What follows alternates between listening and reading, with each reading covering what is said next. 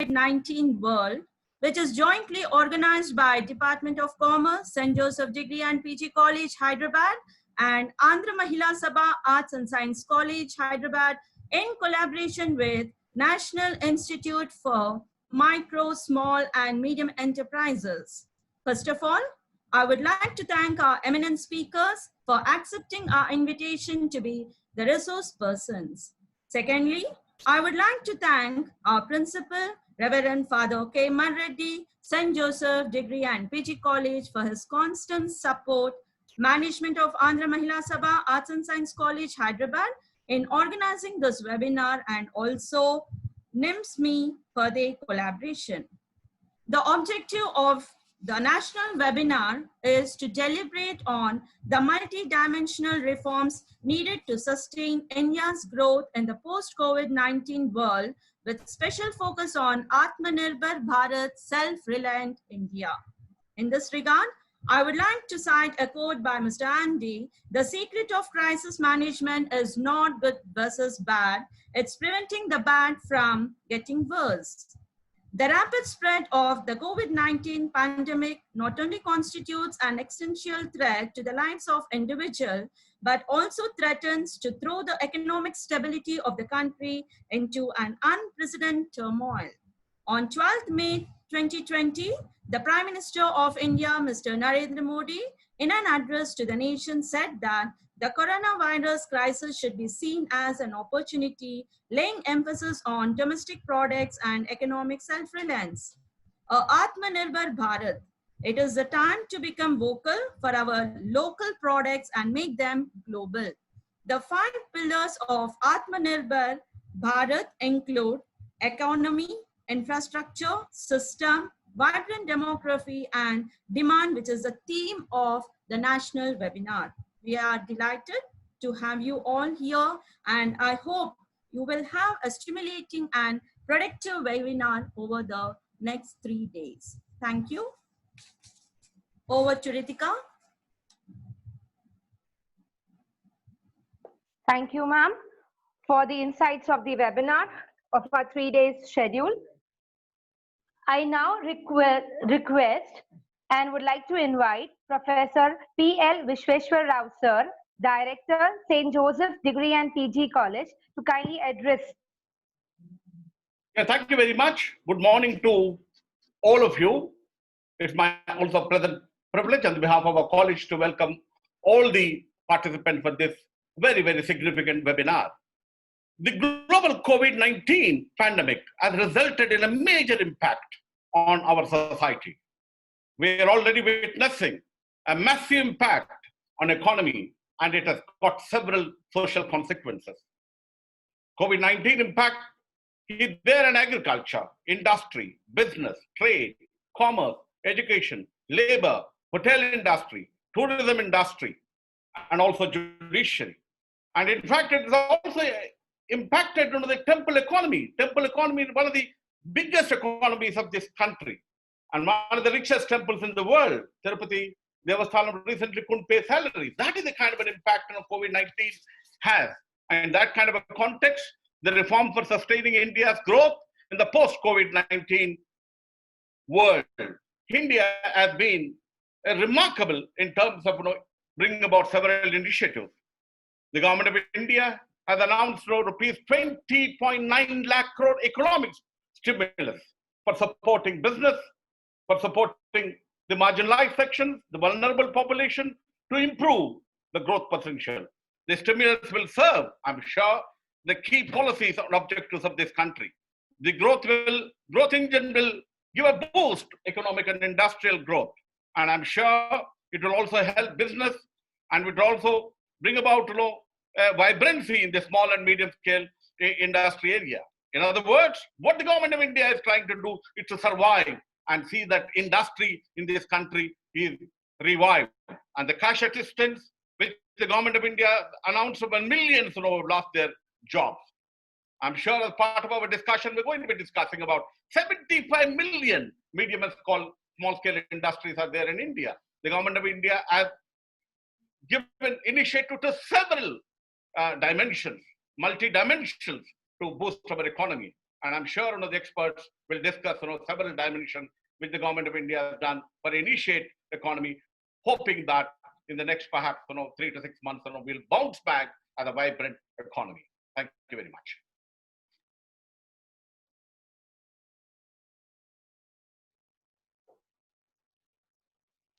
Thank you, sir, for your overwhelming words. It is requested that all the participants keep camera and mics switched off throughout the course of the 3 webinar. The participants may write their doubts or questions in the chat box if any. All of your questions will be noted down and will be called out by our faculty to be answered during the interactive session. The participants are required to switch their mics on during the question and answer session. I would now like to call upon Dr. Sumitra Pujari, Associate Professor, St. Joseph Degree and PG College, to please introduce our resource person. Good morning, ladies and gentlemen.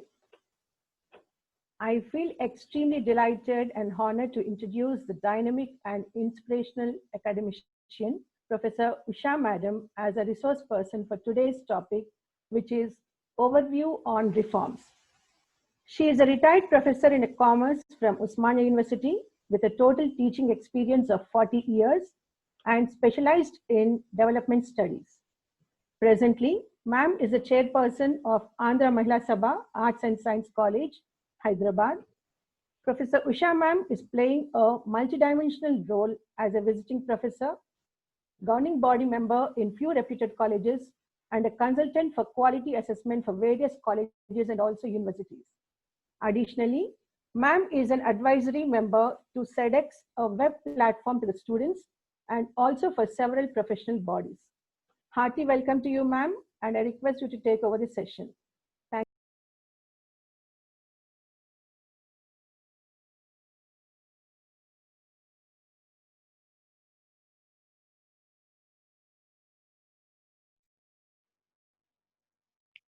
you. Vikas, am I audible, Vikas? Hello? Yes, ma'am, you are audible, ma'am. You are audible, ma'am. Okay. Very good morning to one and all. And I'm very happy for the initiative taken by the St. Joseph College.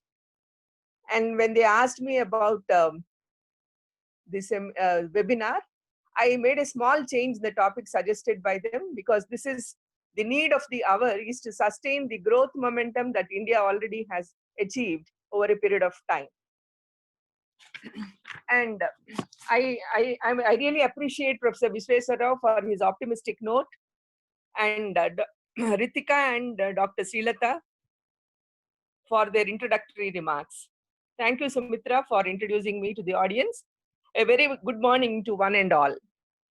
Today's presentation that I would like to make on reforms for sustaining India's growth in the post-COVID-19 world will be covered in 3 parts. The first part will be on economic growth and development, since that is our main topic. So conceptually, what do we mean by growth and development, and how they are mutually supportive, and what is the synergy between both is what we will be looking in the first PowerPoint presentation. I request the participants to bear with me, because this is entirely theoretical. I am not able to support with any graphs or diagrams, etc. So please bear with the theoretical presentation. So once we see the conceptual framework of economic growth and development, in the second part of our presentation, I will be covering how India can cope up with this crisis post-COVID world, because this is the most worrying issue for all of us, not just government. So I would like to put forward the position of India's competitive advantages and the reforms undertaken so far, the achievements that India has so far, to just examine or assess whether we are in a position to sustain the crisis that the COVID has left. In other words, positioning status of India will be covered in the second part. Finally, in the third part of my presentation, I will talk about Atmanirbhar, its vision to make India self-reliant. And I would like to put forward to the participants that apart from all these reforms, we should not forget that India has a special place in the universe for its unity in diversity. As Rama Bijarpurkar, freelance consultant for industries, in her book, We Are Like That Only, said that there are many little Indias within India. This is because of the cultural diversity, the different languages, religions, beliefs, customs, eating habits, etc. that Indians have. Yet, in spite of this diversity, we are one nation, united, and therefore we are aptly referred to as Vasudhaika Kutumbam. We also have the soft power, which perhaps no other country can boast of. The rich Vedic legacy, the cultural values, the yoga, the meditation, the Ayurveda, the music and dance, most important, tolerance towards one another are the big plus points for Indians. We need to focus this soft power to the universe here on, because they have already recognized that India has these soft powers. Indians are known for their hard work. They are known for their sincerity, honest, devotion, etc. We are known for our savings, and we are known for our IT talent, and so on. Of course, there are weaknesses like corruption, red tapeism, etc. But these can be minimized or eliminated if we have good governance in place. Let us hope that this virus epidemic is a good turning point for all of us. Vikas, may I now request you to show the first PowerPoint presentation on economic growth and development. Vikas, are you with me? Hello? Yeah. So I want to present that economic growth and development are mutually supportive, and there is a synergy between both. The next slide. Economic growth and development. How do we measure growth? Normally, we measure it in the form of GDP and GDP per capita. An increase in GDP or GDP per capita perhaps indicates growth. But development is a broader concept. It encompasses growth and other developmental dimensions. Development hence is defined as a multi-dimensional process involving major changes in social structure, social justice, economic progress, welfare, reduction of inequality, and the eradication of poverty. And we in India, we follow inclusive growth, which is about both the pace and pattern of economic growth. Beyond income and wealth, people's well-being is shaped by a range of non-income dimensions such as health, education, employment status, etc. These are not adequately captured in a measure like GDP per capita. OECD, that is Organization for Cooperation and Economic Cooperation and Development, has defined inclusive growth as follows. Inclusive growth includes a measure of multidimensional living standards designed to track societal welfare and analyze the extent to which growth in a given country and over a given period translates into improvements across the range of outcomes that matter to most people's lives. Inclusive growth is not just output growth, but it is sustained over decades. It is broad-based across economic sectors, creates productive employment opportunities for a great majority of the country's working age population, and reduces poverty. World Bank recently adopted the twin goals of reducing extreme poverty and boosting shared prosperity, defined as growth in the income of the bottom 40% in every country. Perhaps this is what we are aiming at. It is provide opportunities for the poor and vulnerable to access education, health, and other basic services which can improve their human capital, without which there is no development. United Nations Expert Committee has defined development and social progress as follows.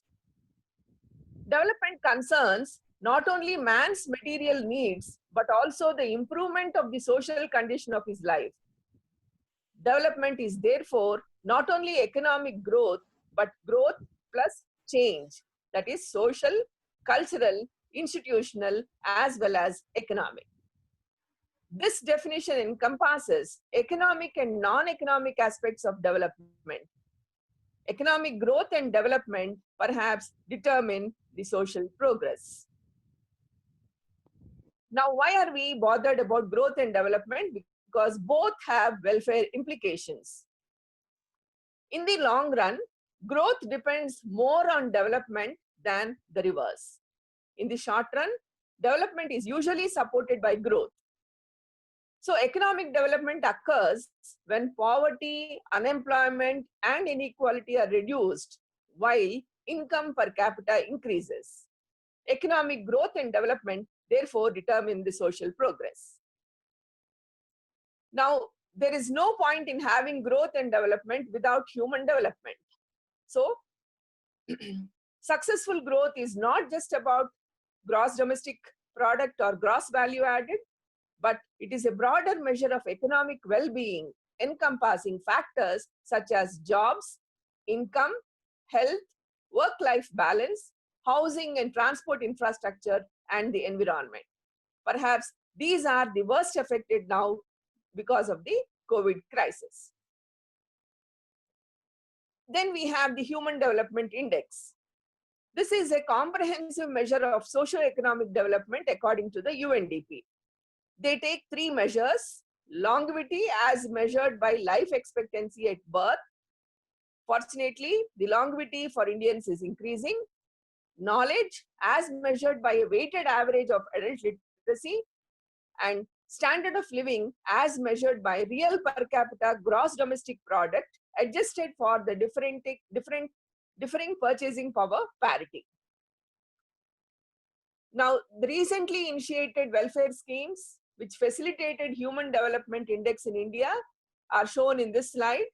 That is direct money transfer to bank accounts of poor, Swachh Bharat Abhiyan, cleanliness and hygiene drive, Ayushman Bharat, universal health scheme, PM's Prime Minister's Awas Yojana, housing for all, Ujjwal Yojana, cooking gas supply to poor households, and Prime Minister's Kisan Yojana, front load money to farmers, and Krishi Sinchai Yojana, agricultural reforms.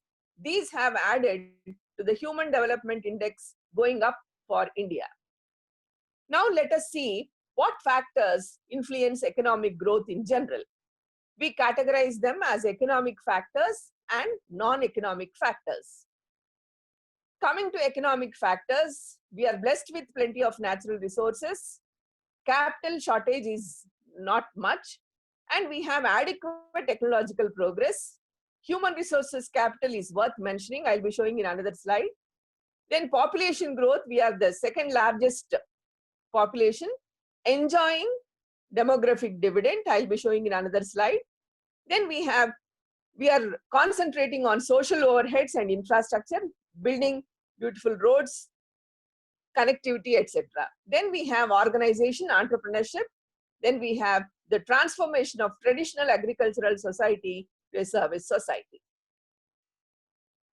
Then non-economic factors which contribute to the growth in general. Political factors, we have the political stability. Social and psychological factors, education, urbanization, and religious factors.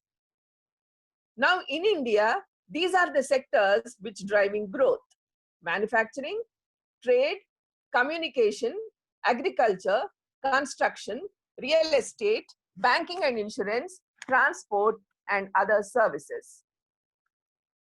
Now, India's growth story as on January 2020. All of us know that we have three sectors: the primary, secondary, and the tertiary sector. The tertiary sector is contributing, that is services sector, is contributing around 53.66% of total India's GVA, gross value added. Industrial sector is at the second spot, contributing around 31% of the Indian GDP. Agricultural sector is at the third spot, contributing around 16% of the Indian GDP. So in the next presentation, you will be seeing what competitive advantage India has as far as these three sectors are concerned. This is the growth story of India as on January 2020. The gross domestic product growth rate is estimated to be 5% in 2019-20, and in the first half of 2019-20, GDP is estimated to grow at 4.8% as compared to the second half, which is at 6.2%.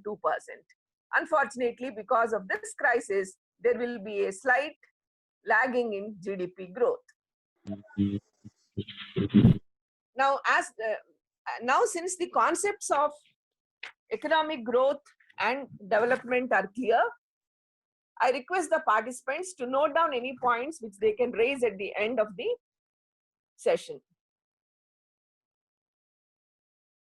Vikas, can we go to the next PowerPoint 2 on positioning of India? Yes, ma'am. We are in for next slide only. Positioning of India. Yeah. So all of us know that positioning is creating an image in the minds of the consumers in marketing terms. But what do we mean by positioning India in terms of the COVID crisis? Now let us feel very proud that in the world, across the globe, if you can compare the countries, India has the most sought after demographic advantage. What do we mean by demographic advantage? This is the first competitive advantage that India has, and this advantage is going to remain for us till 2050 as per the statistics shown by the World Statistical Authorities. The demographic dividend that India enjoys is in terms of relatively young and growing population. More than 60% of the population belongs to the working age group of 15 to 59 years. This is the greatest advantage. Another 30% is waiting to join the labor force in the next 1.5 decades. The size of the Indian labor force is the second highest in the world and will grow faster in the next 15 years. Last but not the least, absolute wage levels in India are low, which is a large cost advantage for foreign firms that want to locate production outside their country of origin. Now, what are the long-term advantages of this population, demographic advantages? Next slide. We have, as I told you, young demographic base, while the rest of the world is aging. More than 95% of the countries have aged population, and among the countries which have young population in the working age group, India stands number 1. Maybe there are 1 or 2 other countries which are there, but India has got this advantage. This is called as demographic dividend, which India has to reap over a period of time. Not only that, Indian workforce is educated. We have a qualified, culturally diverse, and English-speaking workforce, which is a big advantage for foreign companies looking to expand into India. India has the world's largest employable graduate population. 25% of the workforce consists of domain experts such as doctors, lawyers, statisticians, chartered accountants, and mathematicians, and so on. And we have growing incomes, that is expanding middle class. And added to that is digitally enabled middle class asking for growth and change. Booming middle class is definitely a competitive advantage for India because the whole world is looking at the potential that Indian market has because of this booming middle class. This is the key to have a high potential domestic market. Now in the post-COVID world too, we have to capture on this domestic market and the demand in the domestic market. According to the World Bank, India could add more than 1 billion people to the global middle class between now and 2039. By 2030, India will likely be the world's largest middle class consumer market, accounting for 23% of global middle class consumption. Most importantly, I would like the participants to note that we have a domestic demand-led growth, which is very, very important. And now Atmanirbhar, self-reliant India is also concentrating on this domestic demand. A key characteristic that distinguishes India from emerging marketing peers is its domestic demand-led economic growth model rather than exports-driven one. Interestingly, rural and semi-urban areas will be key drivers of India's economic strength in the coming years, providing markets for a wide range of products and services. India's locational advantage is its strategic location acting as a bridge connecting the East with the West. And its proximity to rapidly growing Southeast Asian countries, its strong oceanic connections have facilitated trade in all directions. So the point to be noted is the domestic demand, increasing domestic demand. The next competitive advantage we can all proudly boast of is the proliferation of new technologies.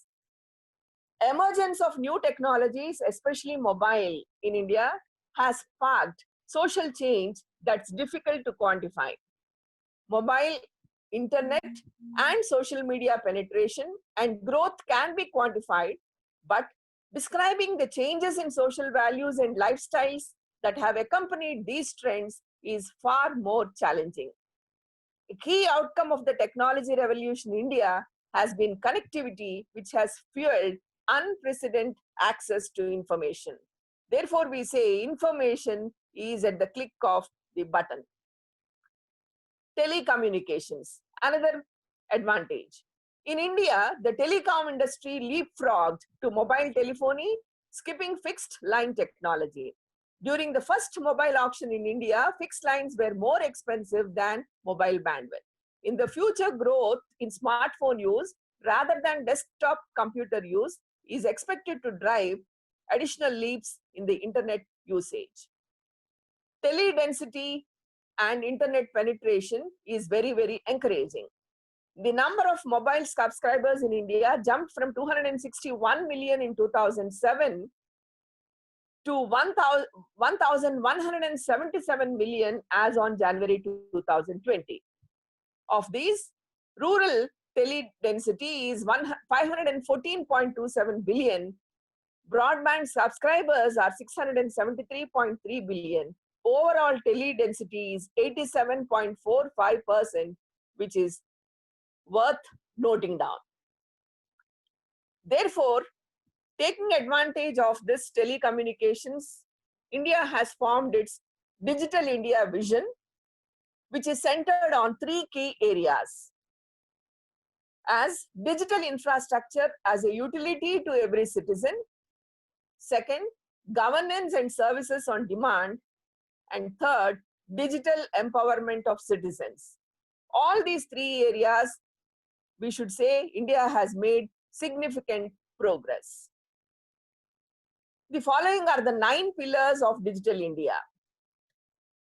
Broadband highways, universal access to phones, public internet access program, e-governance, that is reforming government through technology, e-Kranti, electronic delivery of services, information for all, electronics manufacturing, we are targeting net zero imports, IT for jobs, and early harvest programs. And all of us know that as far as IT, ITES, and BPM sectors are concerned, India is #1 in the world. The IT BPM sector in India stood at 177 billion in 2019 with a growth of 6.1% per annum. And this will definitely grow in future. IT and IT service industry became US 100 billion giant in just 20 years, generating more than 70% of its revenues through exports to developed markets, creating 3 million jobs in the process. India gave birth to global brands including Infosys, TCS, Wipro, and HCL. Now, what are the benefits that India is reaping because of this technology penetration? Farmers are now knowing crop prices, the information is in their hands. Consumers are able to understand global standards of product and service quality. Rural Indians are able to recognize the difference between opportunities available to them and those available to their urban counterparts. Citizens have a mass forum for expressing their political opinions. And the upshot of this connectivity revolution has been empowerment of Indians. Now, another growth area is this consumer goods. The growth in India's consumer market would be primarily driven by a favorable population composition and increasing disposable incomes. So the point to be noted here is increasing middle class population with increasing purchasing power in their hands. Second, the maximum consumer spending is likely to occur in food, housing, consumer durables, transportation and communication sectors. Unfortunately, these are the sectors which are affected now because of the crisis. Our Indian sector comprises of huge middle class, relatively large affluent class, and a small economically disadvantaged class. But the demand is coming from all these three sectors. Global corporations are viewing India as one of the key markets where future growth is likely to emerge. The growing purchasing power and rising influence of the social media have enabled Indian consumers to splurge on good things. Indian appliance and consumer electronics market is expected to increase at 9% compound annual growth rate by 2022. Demand growth is likely to accelerate with rising disposable incomes and easy access to credit. Plastic money and credit are the two things which are boosting demand for consumer goods. Increasing electrification of rural areas is enabling them to go for online sales. E-commerce. E-commerce is another area where India is growing, and with smartphone adoption and 4G infrastructure, e-commerce is driving its growth. Now, these are some of the vectors of change that we have to concentrate now, and we already started on these areas: agriculture, banking, retailing, utilities, education, health, urbanization, digital connectivity, and physical connectivity. These are the sectors with growth opportunities.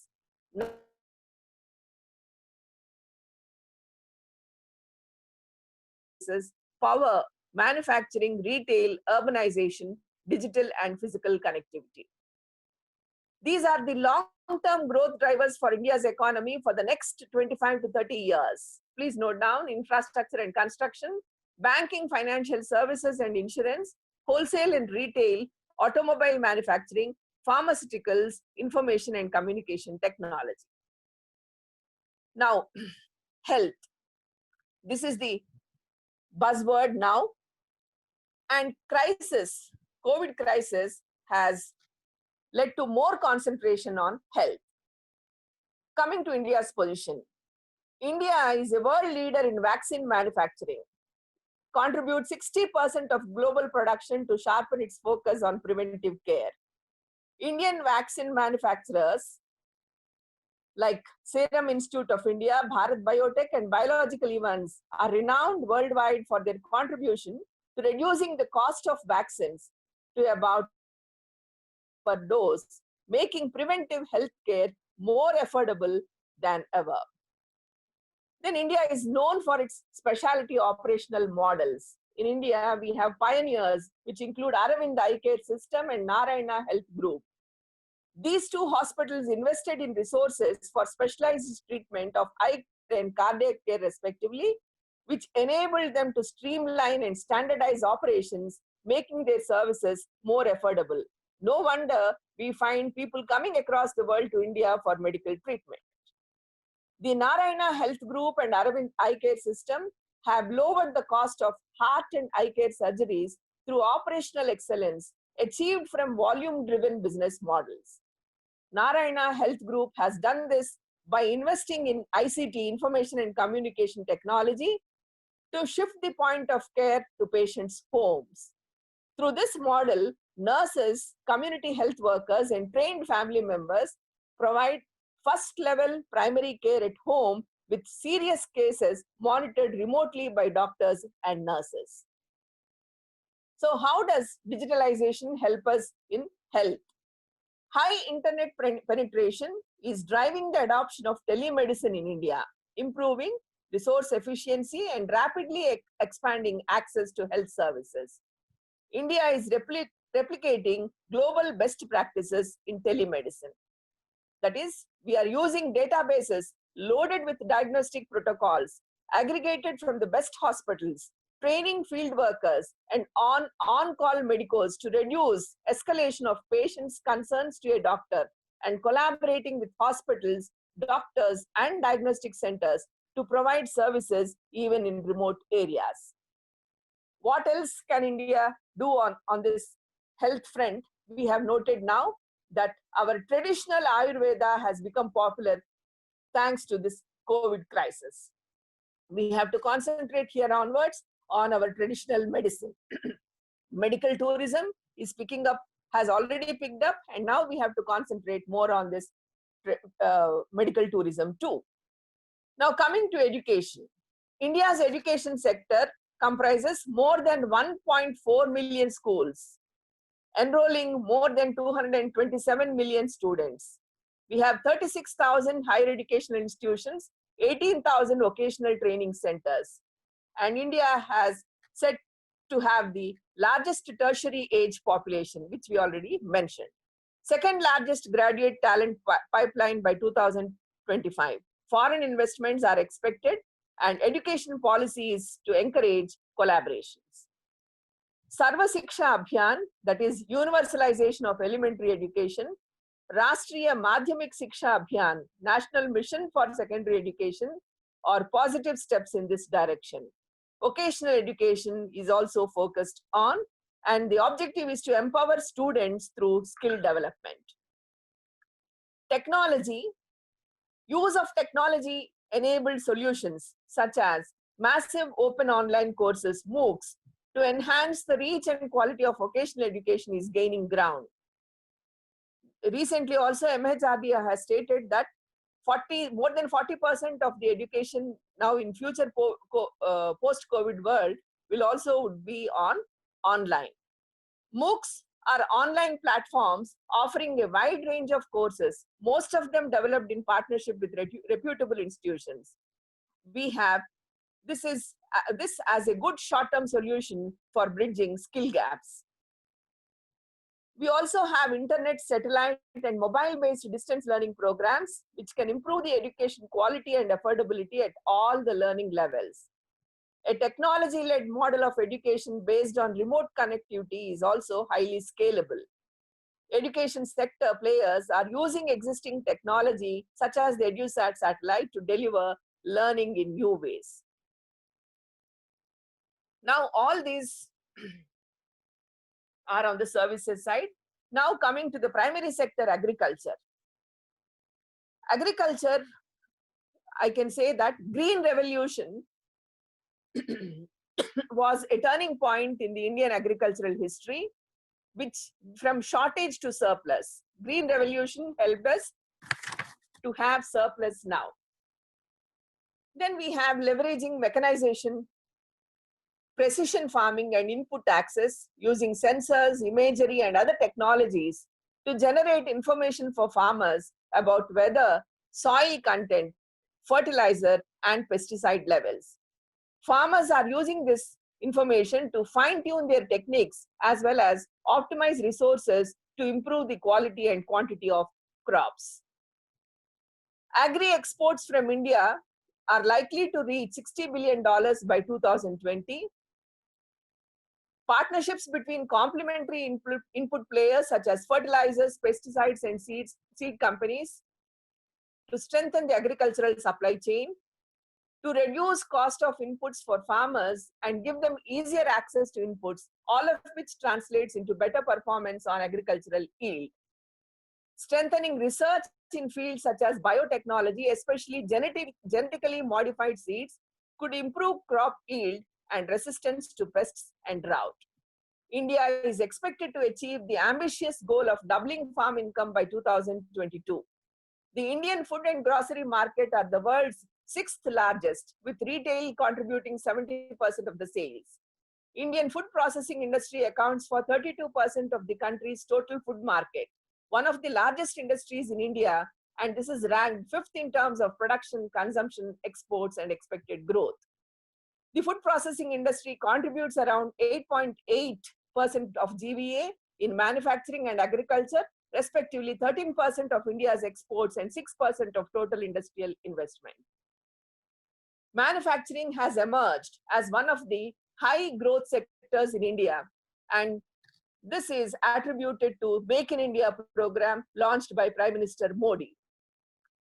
India is expected to become the 5th largest manufacturing country in the world by the end of 2020. Maybe there will be a bit slowdown now, but this is the time for us to pick up.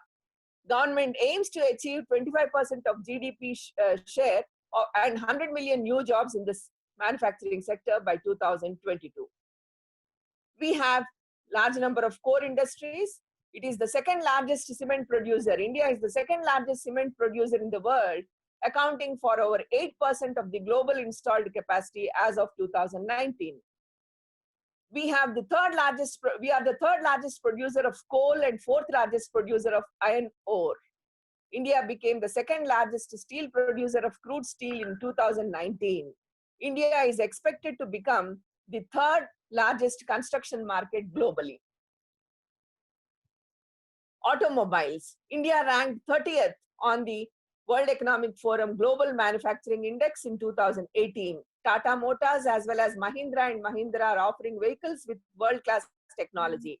India is expected to have 4th largest auto components industry by 2025. Engineering export goods is expected to reach. Automobile industry is on the takeoff. Auto components industry is on the takeoff. Pharma is the biggest advantage for us. Infrastructure, we are strengthening our infrastructure, which includes power, bridges, dams, roads, and urban infrastructure development. We ranked 44th out of 167 countries in the world, and we are picking up on this infrastructure. Indian railways, roads, power, and all these sectors, banking and financial services, retailing, and these are the competitive advantages which India has. And these are the advantages which we have to capture now. I think there is too much of theoretical information. That is the input I got from the participants. So the last slide of the second PowerPoint presentation on India's competitive advantage, I am closing with the Rigveda's quotation, "May we be blessed with the wealth of maximum capabilities." Now, what is the purpose of showing so many slides, around 45 slides only on India's competitive position is, from here we have to pick up in the post-COVID world. And therefore, I would like to go to the Atmanirbhar PowerPoint, the third PowerPoint. Vikas, can I request you to have the third PowerPoint?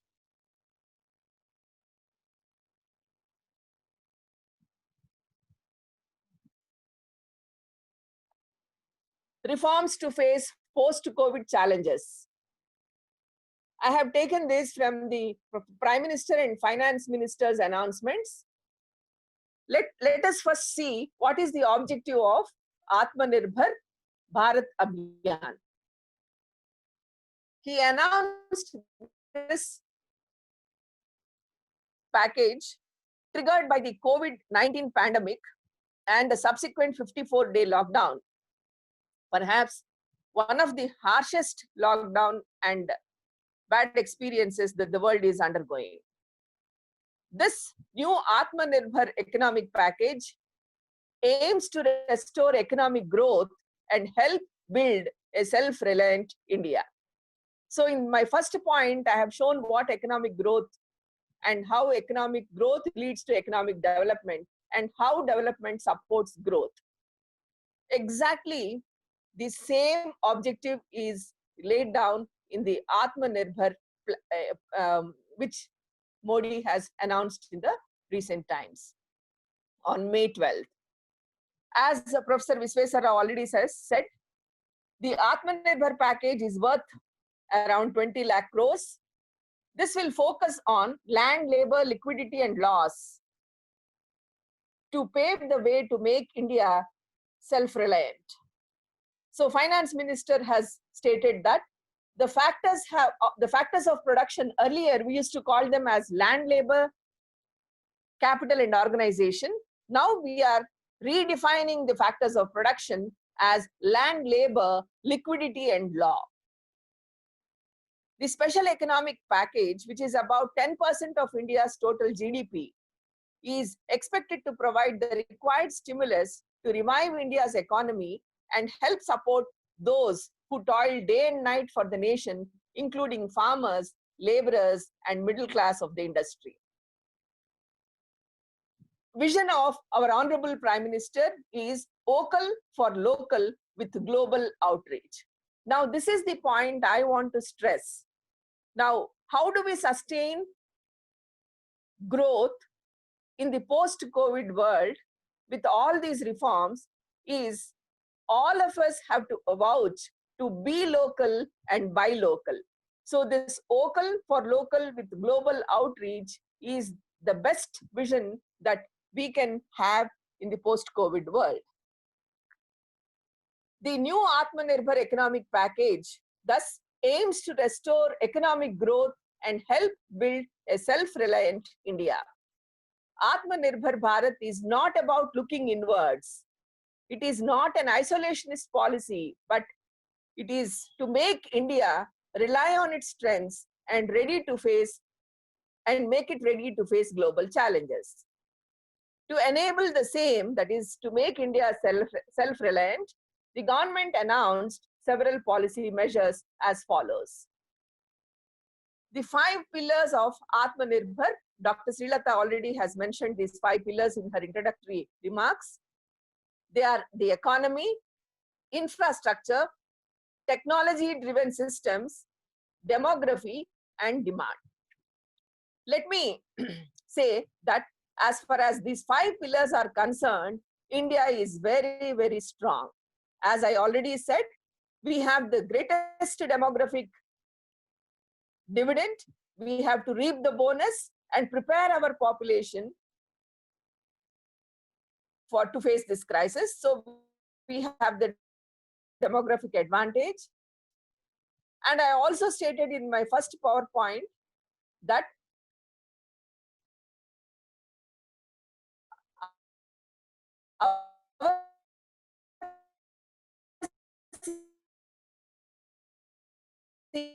is a demand-led growth. Don't have to help us to get our provisions in this crisis. So therefore, it is our unorganized retailers who have to be supported to sustain growth. So we have to be local.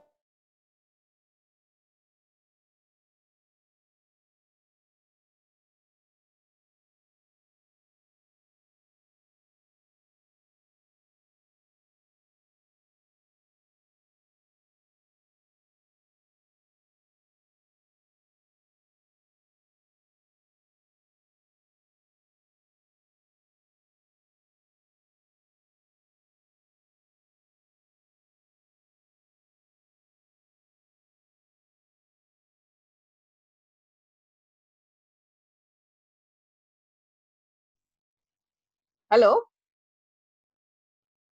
Hello? Vikas, am I audible?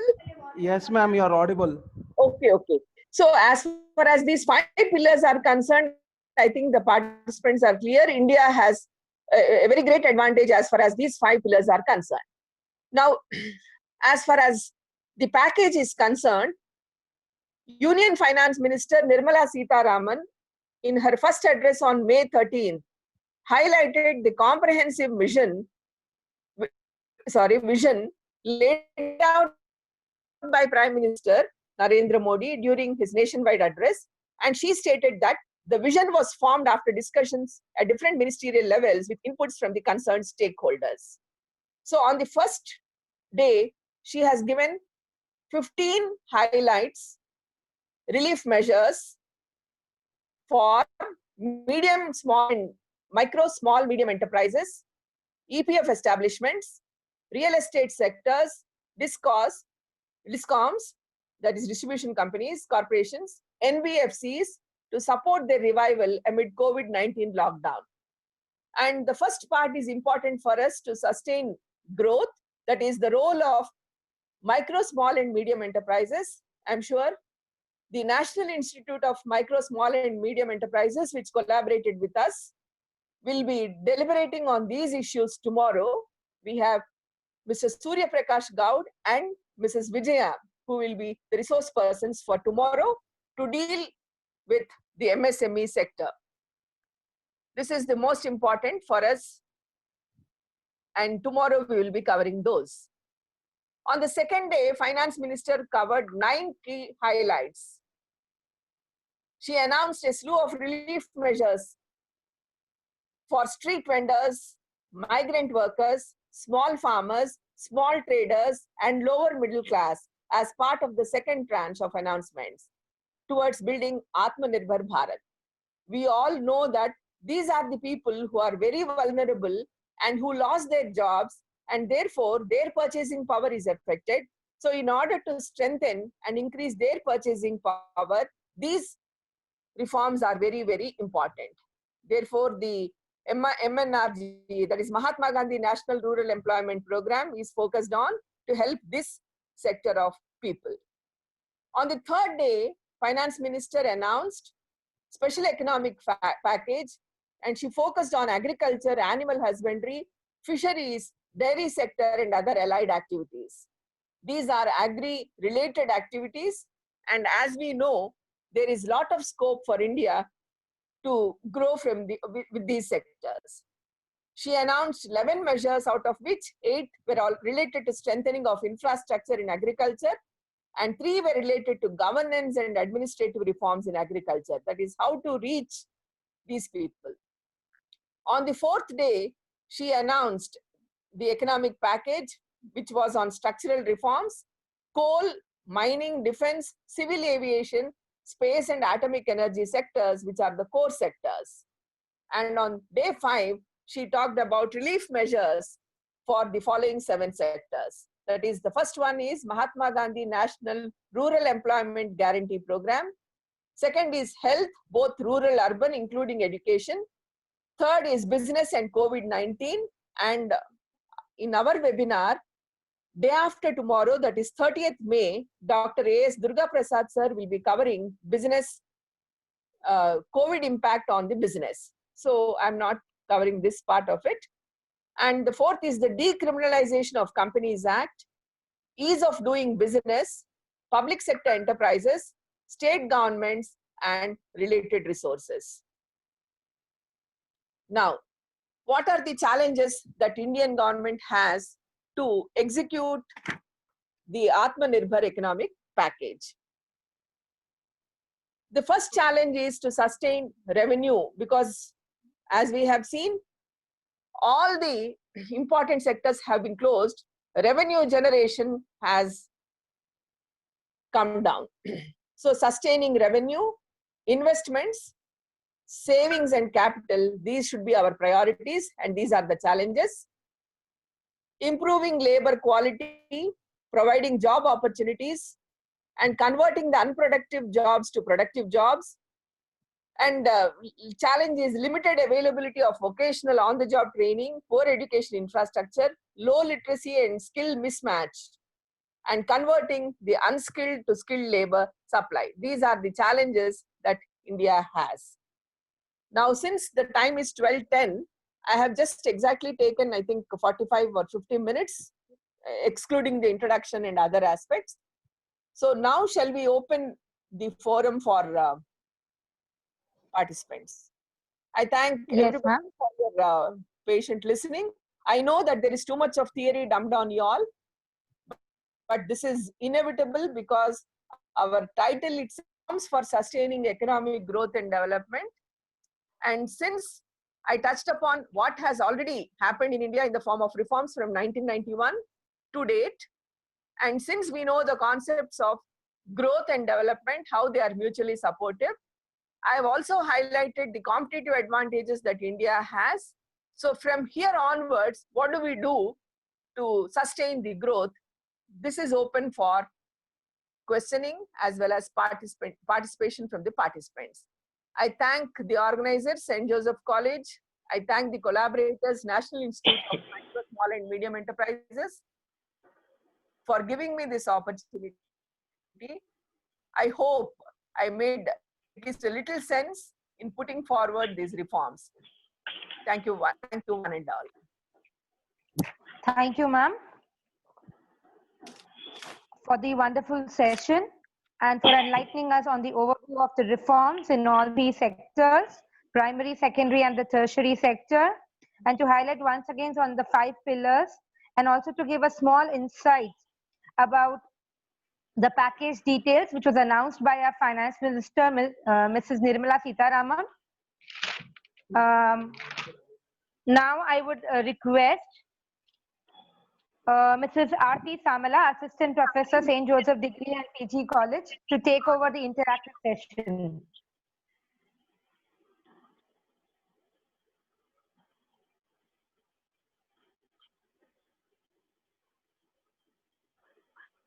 Good afternoon, ma'am. Very good afternoon. Ritika, am I audible, ma'am? Isha, ma'am? Yeah. Am I audible? Yes, Yes, yes, Aarti, ma'am. Okay. Good afternoon, ma'am. It was very informative session and a very good session, and I was taking down all the feedback from the live chat. Many of the participants have given a very positive response and excellent informative session. And now we move on to the question and answer session. We have a participant called Elavarasai Ambarasan, and his question is, after this COVID-19, teaching faculty have to adopt the new technology, or it will go for some other years to adopt? Is the question to be answered by me? Yes, ma'am. This is a question. Fine.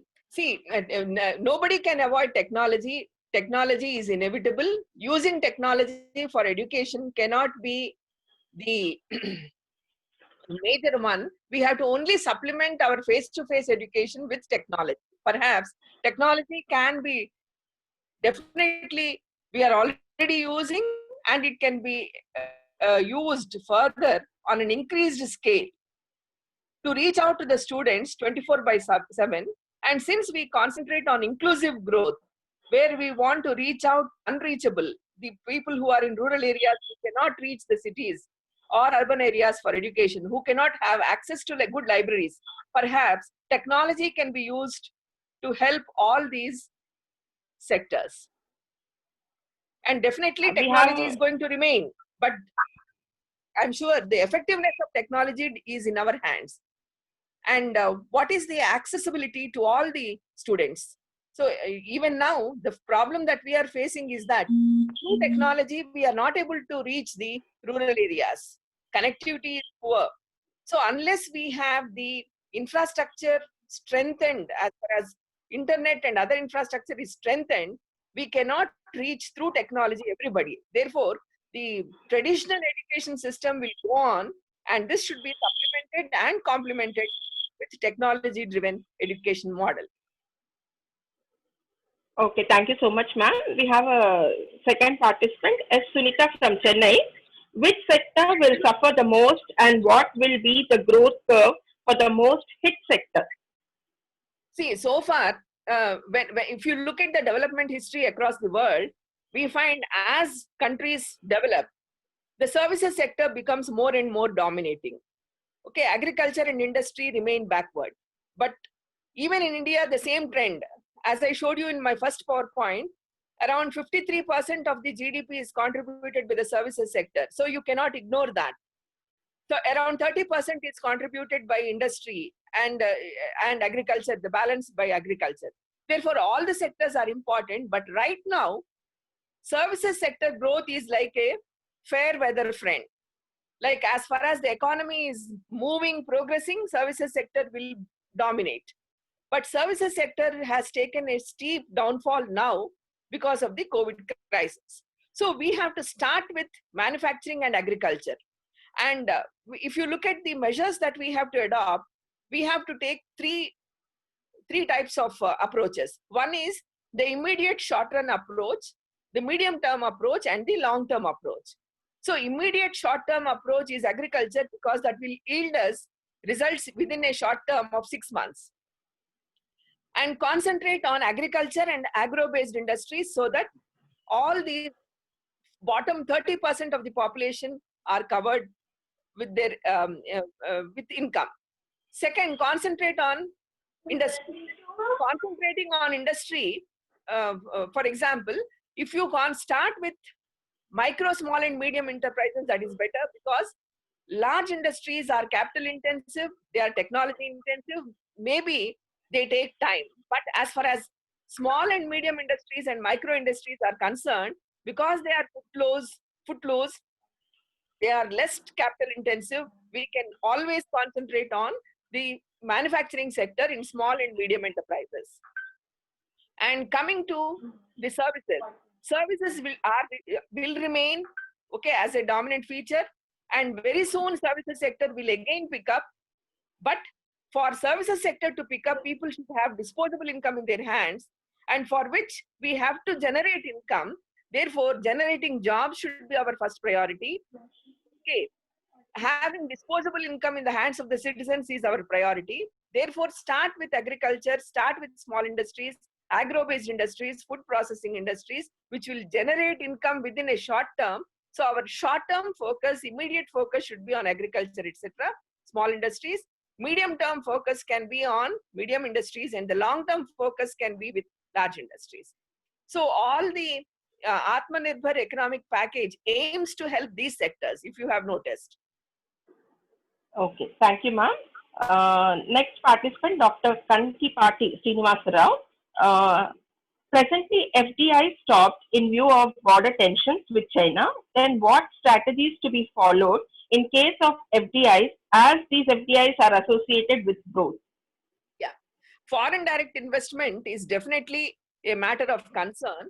But again, I am not going to comment on what type of relations we should have with our other countries as far as attracting foreign investment is concerned. And what will happen to the existing foreign direct investment flows in future. I am not here to comment because I have not made any research on this particular topic. But definitely, foreign direct investment in India is going to flow from across the world in certain sectors which are promising sectors, which we have already seen. So FDI is needed and it will definitely flow into those sectors.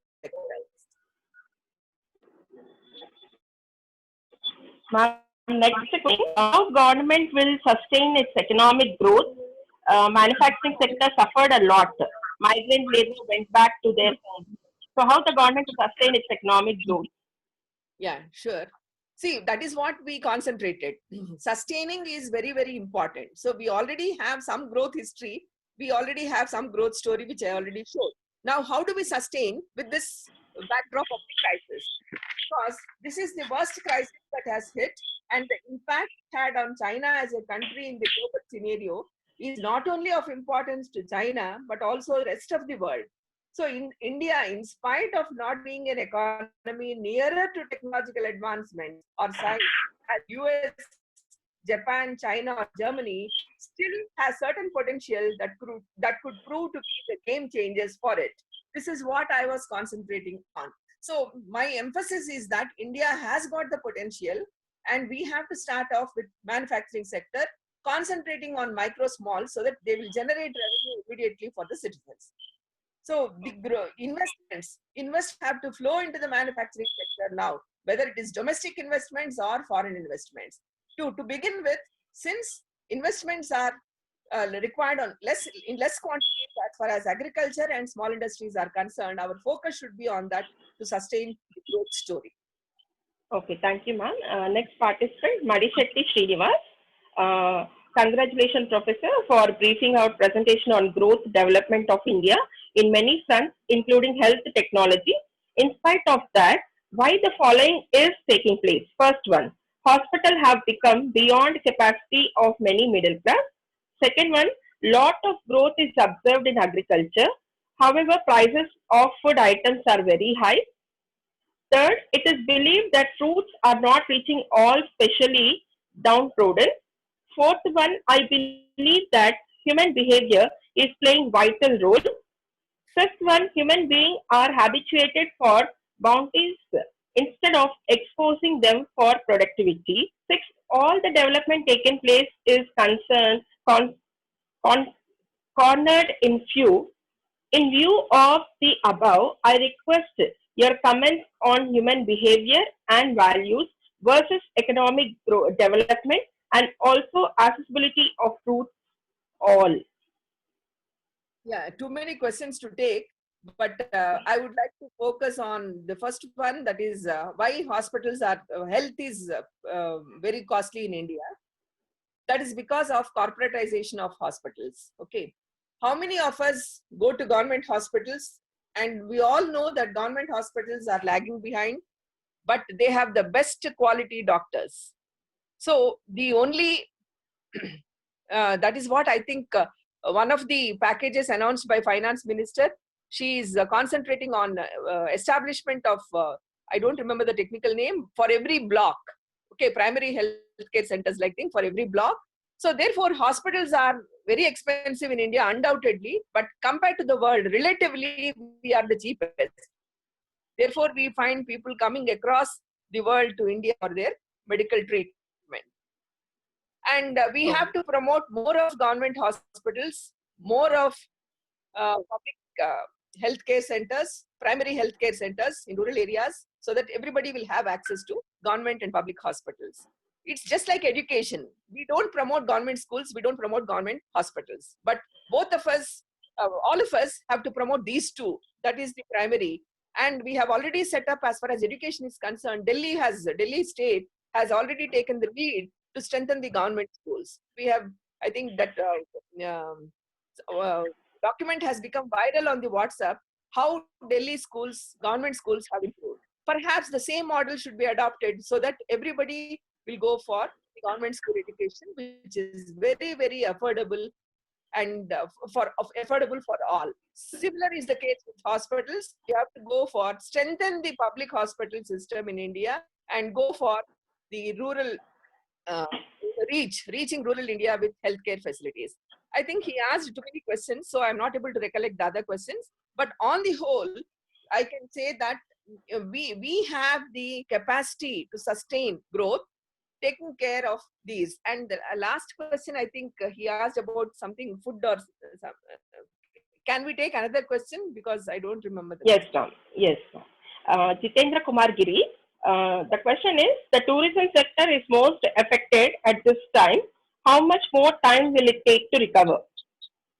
No, at least 2 years to begin with. It's not my saying, but at least 2 years it will take for the tourism sector to pick up, because people are afraid not to take for coming 1 year. So therefore, tourism sector will remain affected. Oh, thank you. Sumitra Pujari, what is the percentage of contribution of education sector for economic growth? Oh God, education is education. We are nowhere. So we have to, in fact, give the first priority to education, because it's not just literacy. Okay, thank you, ma'am. Jyotsna Shekhar. On that. Ma'am, can I go with the And second we are next left with question? only 6 more minutes, I think. Okay. Next is Jyotsna Shekhar. how is COVID affecting the logistics sector? Pardon. Can you repeat?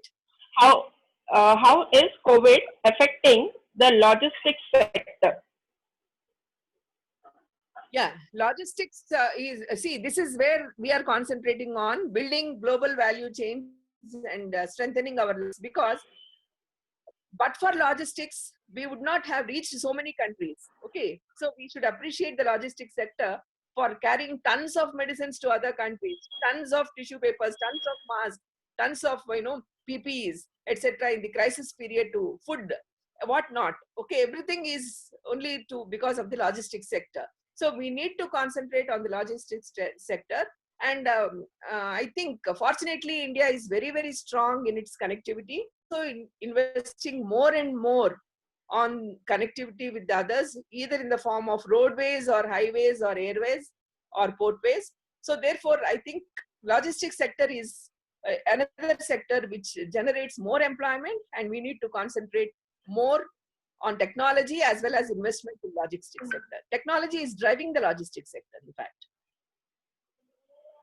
Okay, thank you, ma'am. Next question is Bindu Singh. Mismatch of skilled and unskilled laborers challenge. How to solve this problem? Mismatch is there. This is the problem everybody knows.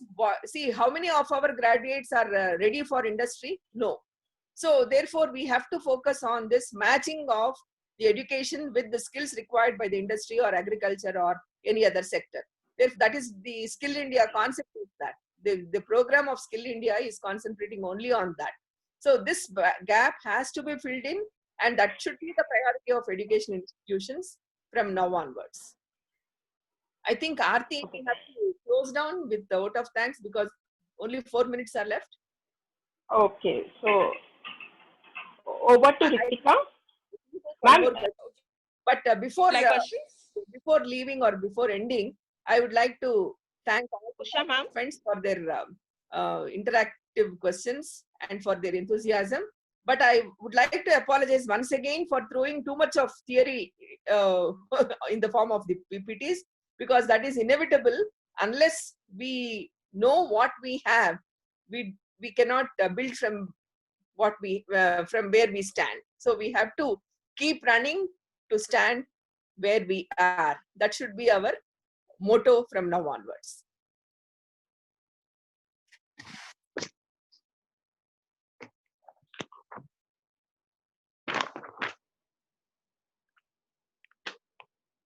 Hello. Hi. Hello. Yeah. Ritika, yeah. Thank you.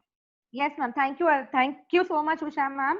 I know there are still a lot of questions which are there in the chat box. I was just looking at them, and I think they are like waiting to. All the participants are waiting for them to be answered. But I know because of the shortage of time, we are unable to help them. But I think Usha, ma'am, we can answer them in the WhatsApp group if it's possible with you. In case we are able to post the questions to you in the WhatsApp group. Before I go for the vote of thanks, I would like to once again thank our technical partner, amidaeducation.com, for their support throughout the session today.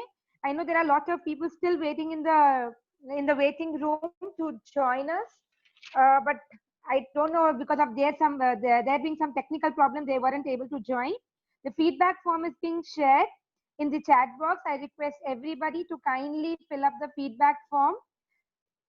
Every day, the feedback form will be given separately, and you will have to fill it up every day with that marks as an attendance for your sessions. And based on the feedback forms submitted to us only, we'll be able to generate these certificates to you all. Thank you once again, Usha ma'am, for your patience and time in answering all the questions.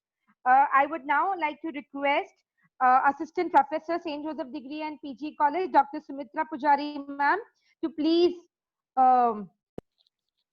say the formal vote of thanks.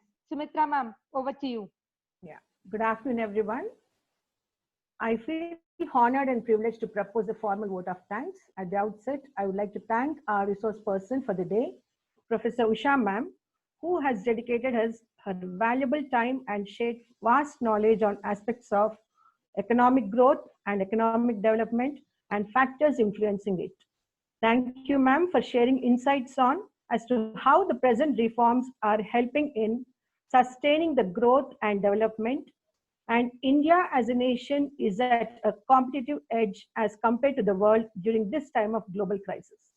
I thank ma'am for enlightening us about Atmanirbhar package initiated by our Prime Minister, Mr. Narendra Modi, and how can India cope up with this economic crisis and be self-reliant nation.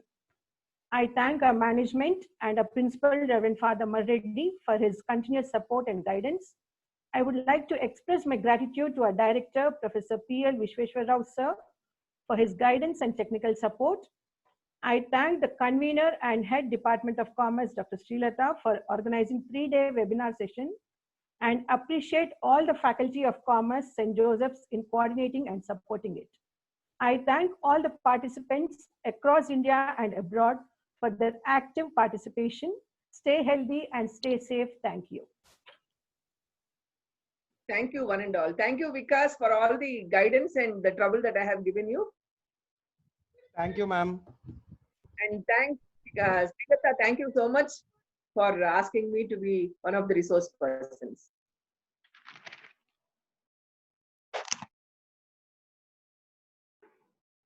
Thank you everyone for today's session. The feedback form is there in the chat box. Kindly fill up the feedback form. And tomorrow's session, please see to it that you're logged in by 10:15 because a lot of people are facing issues in logging into the session. We'll be starting the session sharp at 11 a.m. Tomorrow the session will start sharp at 11 a.m. The link for the session will be shared in your WhatsApp group only. We will not be sharing any more link through the mails. Thank you.